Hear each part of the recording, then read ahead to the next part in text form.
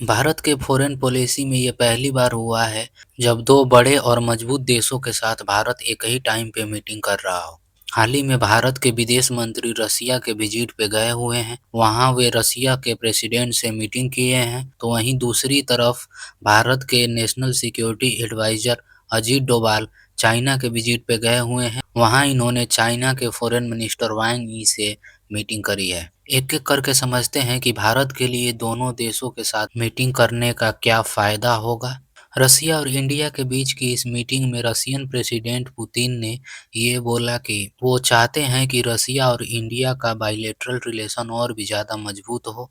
Russia India को ज़्यादा से ज़्यादा फर्टिलाइजर देगा, न्यूक्लियर एनर्जी और मॉडर्न टेक्नोलॉजी सेक्टर में भी इंडिया का साथ देगा।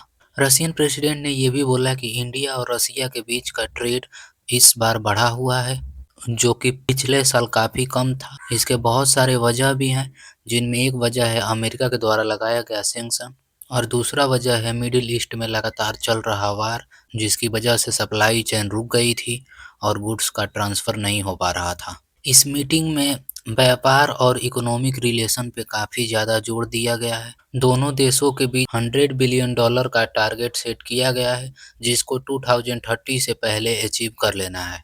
हालांकि इन दोनों देशों के बीच 2024-25 में $68 बिलियन का ट्रेड हुआ था, जो कि अब तक का सबसे हाईएस्ट माना जाता है। और इस मीटिंग में एक और जो सबसे बड़ा चीज़ हुआ वो ये है कि रशियन प्रेसिडेंट इंडिया के विजिट पे आएंगे। इंडिया में ब्रिक्स समिट होने वाला है। उस समिट को अटेंड करने के लिए रशियन प्रेसिडेंट सितंबर में इंडिया के विजिट पर आएंगे। विदेश मंत्री का रसिया के विजिट पे जाने के पीछे का एक मकसद ये भी था ताकि रशियन प्रेसिडेंट को इजीली ब्रिक्स समिट में इनवाइट किया जा सके। और ये इनविटेशन विदेश मंत्री खुद लेके गए हैं, तो संभवतः रशियन प्रेसिडेंट इसको नकारेंगे नहीं और ब्रिक्स समिट जरूर अटेंड करेंगे।